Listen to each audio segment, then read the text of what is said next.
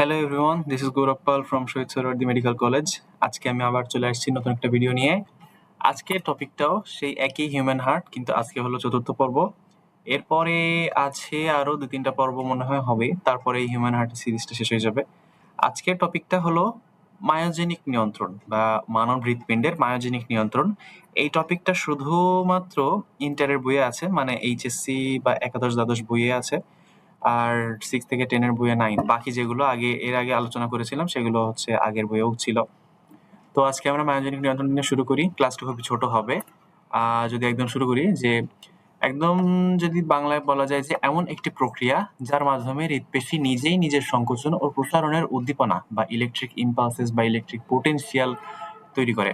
অর্থাৎ হৃৎস্পন্দনের জন্য হৃৎপিণ্ড কোনো স্নায়বিক সংকেতের উপর নির্ভর করে না। সহজ বাংলায় যদি বলি, হৃৎপিণ্ডের পেশিগুলোই বা নোডাল টিস্যু যেগুলোকে বলে, হৃৎপিণ্ডের পেশিগুলোই স্বয়ংক্রিয়ভাবে হৃৎস্পন্দন শুরু ও নিয়ন্ত্রণ করে। একদম সহজ ভাষায় যদি বলি, হৃৎপিণ্ডের পেশিগুলোই স্বয়ংক্রিয়ভাবে হৃৎস্পন্দন শুরু ও নিয়ন্ত্রণ করে। এই বিশেষ পেশিগুলোকে জাংশনাল টিস্যু বলা হয়। জাংশনাল টিস্যুর কথা যদি আমরা আরেকটু ভালোভাবে বলি, আমাদের যে হৃৎপেশিগুলা থাকে, হৃৎপেশিগুলা কিছুটা নিজেদের মধ্যে পরিবর্তন হয়ে একটা বিশেষ কাজের জন্য, মানে বিশেষ কাজের জন্য পরিণত হয়। ফলে সেগুলোকে হচ্ছে জাংশনাল টিস্যু বলা যায়। জাংশনাল টিস্যু বলতে যা কিছুটা পরিবহনের কথা বা চিন্তার একটা ধারণা আসে। তো এইটা মায়োজেনিক নিয়ন্ত্রণের একটা ভালো উদাহরণ। যদি আমরা মানে বাইরে থেকে বাস্তবিকভাবে দেখতে যাই, তো ব্যাপারটা এরকম আসে যে কোনো স্তন্যপায়ী প্রাণীর হৃৎপিণ্ড তার দেহ থেকে বিচ্ছিন্ন করে অক্সিজেন সমৃদ্ধ লবণ দ্রবণে 37°C তাপমাত্রায় রেখে দিলে তাতে বাইরের কোনো উদ্দীপনা ছাড়াই বেশ কিছু সময় পর্যন্ত হার্টবিট চলতে থাকবে। এই জিনিসটা তাহলে কেমন হচ্ছে, যে আমাদের হৃৎপিণ্ড যখন কেন্দ্রীয় স্নায়ুতন্ত্রের সাথে বা সেন্ট্রাল নার্ভাস সিস্টেমের সাথে, মানে হলো ব্রেন এবং সুষুম্না কাণ্ডের সাথে সংযুক্ত থাকতেছে না, তখনও হৃৎপিণ্ড তার নিজের সংকোচন প্রসারণটা চালায় যেতে পারতেছে। তাহলে মায়োজেনিক নিয়ন্ত্রণের কথা যদি আমরা একদম সম্পূর্ণভাবে বলি, যে মায়োজেনিক নিয়ন্ত্রণ হলো হৃৎপিণ্ডের নিজস্ব একটা স্নায়ুতন্ত্রের ব্যবস্থা, যার মাধ্যমে হৃৎপিণ্ড নিজের সংকোচন প্রসারণ অন্য কোনো স্নায়ুতন্ত্রের সাহায্য ছাড়াই সম্পূর্ণভাবে করতে পারতেছে। কিন্তু তাই বলে কি মানে হৃৎস্পন্দনে বা হৃৎপিণ্ডের কোনো কাজে কি এই সেন্ট্রাল নার্ভাস সিস্টেমের কোনো কাজ নাই বা কোনো ভূমিকা নাই, তা না। একদম যদি সাধারণ একটা কথা বলা যায়, আমরা যখন দৌড়াই, বা আরেকটু ফর্মাল ভাবে যদি বলা যায় যে ফাইট অর ফ্লাইট মোড যেটা অ্যাড্রেনালিনের জন্য হয়, তো সেই অবস্থায় দেখা যায় যে হৃদস্পন্দন বেড়ে যায়। এই জিনিসটা নিয়ন্ত্রণ করে আমাদের সেন্ট্রাল নার্ভাস সিস্টেম। আমাদের হৃদস্পন্দন যে বেড়ে যায়, রক্ত প্রবাহ বেড়ে যায়, বারবার যে ডায়াস্টোল সিস্টোল যে ব্যাপারটা আরো বেড়ে যায়, এই জিনিসটা আমাদের সেন্ট্রাল নার্ভাস সিস্টেম করতেছে। কিন্তু স্বাভাবিক অবস্থায় এই যে সাধারণ যে ডায়াস্টোল সিস্টোল, সেই জিনিসটা আমাদের এই মায়োজেনিক নিয়ন্ত্রণের মাধ্যমে হৃৎপিণ্ড স্বয়ংসম্পূর্ণভাবেই করে যাচ্ছে। এরপর যদি আমরা আরেকটু ভাবে দেখি, যে প্রকৃতপক্ষে হৃৎপিণ্ডের প্রাচীরের কিছু রূপান্তরিত হৃৎপেশি কোষগুচ্ছ মায়োজেনিক প্রকৃতির জন্য দায়ী। হৃৎপিণ্ডের এই বিশেষ ধরনের পেশিতন্তুগুলোকে সম্মিলিতভাবে সংযোগী টিস্যু বা জাংশনাল টিস্যু বলা হয়। আর এই জাংশনাল টিস্যু 4 ধরনের। একদম প্রথম এবং সবচেয়ে বেশি ইম্পর্টেন্ট, সাইনো অ্যাট্রিয়াল নোড বা এসএএন এর অবস্থান কোথায়? ডান অ্যাট্রিয়াম ও সুপেরিয়র ভেনা কাভার সংযোগস্থলে। সুপিরিয়র ভেনা কাভা ছিল ওই যে একদম উচ্চতর মহাশিরা। এই উচ্চতর মহাশিরা যখন ডান অ্যাট্রিয়ামের মানে যেই স্থানে এসে যুক্ত হচ্ছে, সেই স্থানে এসএএনটা অবস্থান করে। এসএএন এর ক্ষেত্রে যদি আরেকটু বলা যায়, যে এসএএন খুবই ছোট একটা জিনিস, আর এটার আকার হচ্ছে কলার মতো দেখতে, মানে বইপত্রে তো তাই লেখা, কলার মতো দেখতে একটা মানে কোষগুচ্ছ বা একটা টিস্যু।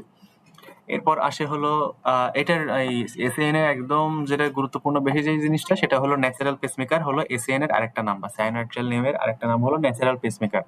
কেন সেটা আর একটু পরে বলছি। অ্যাট্রিওভেন্ট্রিকুলার নোড বা এভিএন এর অবস্থান হলো ট্রাইকাসপিড কপাটিকার উপরে। ট্রাইকাসপিড কপাটিকা কোথায় ছিল? ডান অ্যাট্রিয়াম আর ডান ভেন্ট্রিকলের মাঝখানে এই ত্রিপত্রী কপাটিকা বা ট্রাইকাসপিড ভালভ অবস্থান করে, সেইখানে এই এভিএনটা অবস্থান করে। এভিএন এর অপর নাম হলো রিজার্ভ পেসমেকার। আর এরপরে আসছে হচ্ছে বান্ডেল অফ হিজ।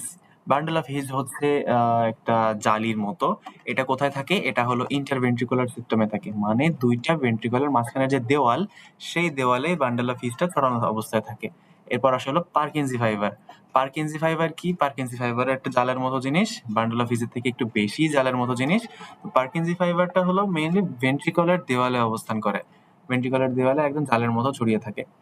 আচ্ছা, এই 4টা জিনিস আমরা দেখলাম। এখন এই 4টা জিনিস হৃৎপিণ্ডের কোথায় থাকে সেটা আমরা ছবির মাধ্যমে, আর তার মধ্য দিয়ে হৃৎস্পন্দন বা সরি ইলেকট্রিক ইম্পালস বা ইলেকট্রিক পোটেনশিয়াল কিভাবে যাতায়াত করতেছে সেই জিনিসটা আমরা এখান থেকে দেখতে পাবো।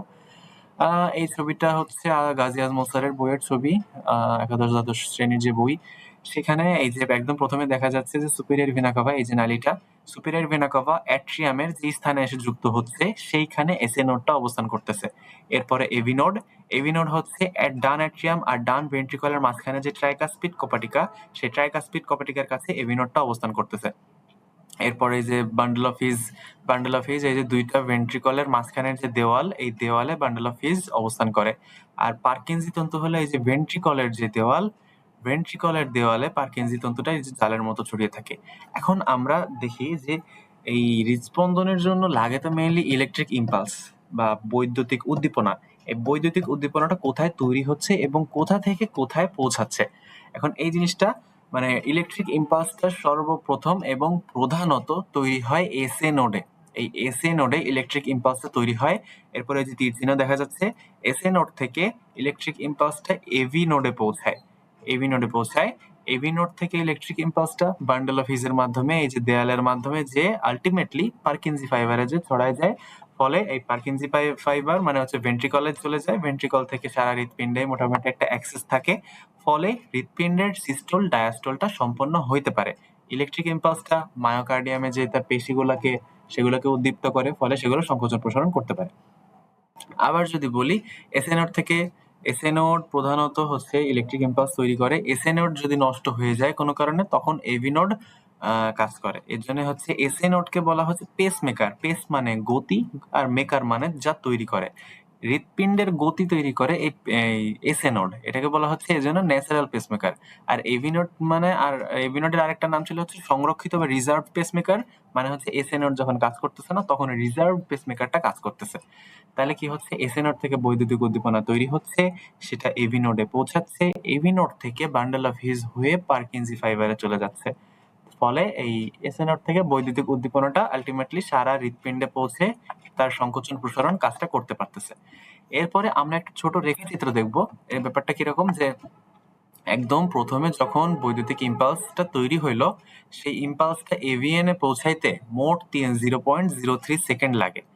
এবার এই উদ্দীপনাটা এভিএন এ কিছুটা দেরি করে বা ডিলে করে, সেটাকে বলা হয় হচ্ছে এভি নোডাল ডিলে। এই এভি নোডাল ডিলের সময়টা হলো 0.09 সেকেন্ড।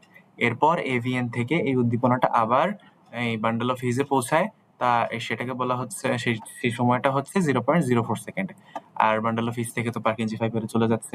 তো আলটিমেটলি যদি আবার একটু অন্যভাবে চিন্তা করি, যে এসএন থেকে বা একদম অ্যাট্রিয়ামের শুরু থেকে ভেন্ট্রিকল পর্যন্ত এই উদ্দীপনাটা পৌঁছাইতে মোট সময় লাগতেছে 0.16 সেকেন্ড। এসএন থেকে ভেন্ট্রিকলে এই উদ্দীপনা পৌঁছাইতে 0.16 সেকেন্ড সময় লাগতেছে। এই যে 0.03 second plus 0.09 second plus 0.04 second equal 0.16 second. তাইলে এই এসএন থেকে ভেন্ট্রিকলে পৌঁছাইতে এত সময় লাগতেছে। আর এখানে আরেকটা জিনিস যেটা হচ্ছে আমাদের বইয়ে আছে, পার্কিনজি ফাইবারের মাধ্যমে সবচেয়ে দ্রুত ও কার্যকরভাবে হৃদ উদ্দীপনা সঞ্চারিত হয়। মানে ব্যাপারটা কিরকম, আমাদের হয় যে অনেক ডিভাইসে ডেটা ট্রান্সফার রেটের উপর ওই কেবলের হচ্ছে মান নির্ভর করে। একটা কেবল হচ্ছে দাম কেমন হবে, তার কোয়ালিটি কেমন, সেটা তার ডেটা ট্রান্সফার রেটের উপর নির্ভর করে। পার্কিনজি ফাইবারের ক্ষেত্রে বলা যায় যে পার্কিনজি ফাইবারের ইলেকট্রিক ইম্পালস ট্রান্সফারের মানে রেটটা বেশি, এই জন্য মানে দ্রুত ও কার্যকরভাবে হৃদ উদ্দীপনা সঞ্চারিত হয়। এখন এই যে পেসমেকারের ব্যাপারটা, আমরা তো পেসমেকারের কথাটা আরেকটা জায়গায় শুনছি, যে মানুষের হার্টে পেসমেকার বসায় বা মানুষের বুকে পেসমেকার বসায়।